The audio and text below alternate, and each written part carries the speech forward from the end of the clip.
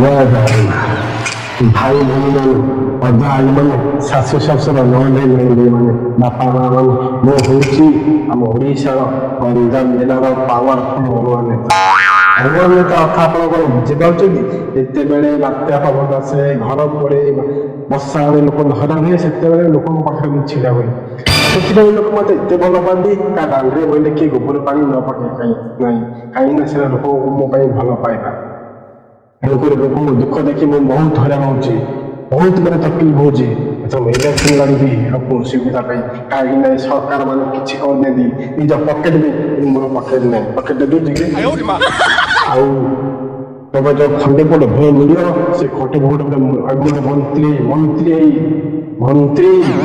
ମନ୍ତ୍ରୀ ହେଲା ପରେ ଏ ଇନ୍ଦିରା ଆବାସ ଏ ଛାତଘର ସବୁ ସଫା କରିଦେ କାହିଁକିନା ଏ ଛାତ୍ର ଲୋକମାନେ ଘର ହଇରାଣ ହଉଛନ୍ତି ମୋତେ କମ୍ପ୍ଲେନ୍ କଲେ ସବୁ ସଫା କରିଦେ ବଡ଼ କାଠ ବାଉଁଶ ଆଣି ଚାଳ ଛପର କରିଦେ ଯାହାଫଳରେ ବର୍ଷା ଦିନେ ଶାନ୍ତିରେ ବାତ୍ୟା ପବନ ଆସିଲେ ଶାନ୍ତି ରହିପାରିବେ।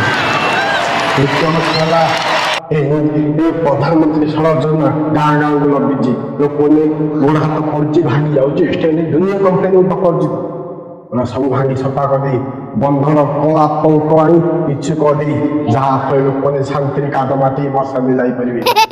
ତୃତୀୟ ଲକ୍ଷ୍ୟଟା ଏ ଲାଇନ ଘର ଦ୍ୱାର ଲମ୍ବିଛି ଲାଇନ ରହ ଭଳିଆ ଲୋକମାନେ ହଇରାଣ ହଉଛି କମ୍ପ୍ଲେନ୍ କରି କିଏ କୋଉ 2 ନମ୍ବର କାମ କରିପାରୁନି ସବୁ ସଫା କରିଦେଇ ଗାଦି ମହମବତୀ କିରୋସିନ କରିଦେଇ ଯାହାଫଳରେ ଲୋକମାନେ ନାକ ଧୁଆ କରି ଶାନ୍ତି ରହିପାରିବ। ଉଦ୍ୟ କାନ୍ଦୁଛି ଆମ ଓଡ଼ିଶାର ପିଲାମାନଙ୍କୁ ଦେଖି ସେମାନେ ମୋତେ ବହୁତ କମ୍ପ୍ଲେନ୍ କରୁଛନ୍ତି କାହିଁକିନା ସେମାନେ କ୍ରିକେଟ କିଛି ଖେଳି ପାରୁନାହାନ୍ତି। ସେମାନଙ୍କ ଦୁଃଖ ଦେଖି ଯେତେବେଳେ ମନ୍ତ୍ରୀ ଫାଷ୍ଟରେ ଗଡ଼ ଉପରେ ଗୋଟେ କ୍ରିକେଟ ଷ୍ଟାଡିୟମ କରିଦେଇ ଯାହାଫଳରେ ସେମାନେ ପୁରା ବିଶ୍ୱ ଚାମ୍ପିୟନ ହେଇଛି। ଅନେକ ଯୋଜନା ଅଛି କ'ଣ ହଉଛି ସାଇଜନରେ ପଚର ପାଣି ଭୋଟ ଦେଇକି ମୋତେ ଜୟଯୁକ୍ତ କର ଦେଖିବା ମୁଁ କିନ୍ତୁ ସବୁ ଉଠାରି ପକେଇବି।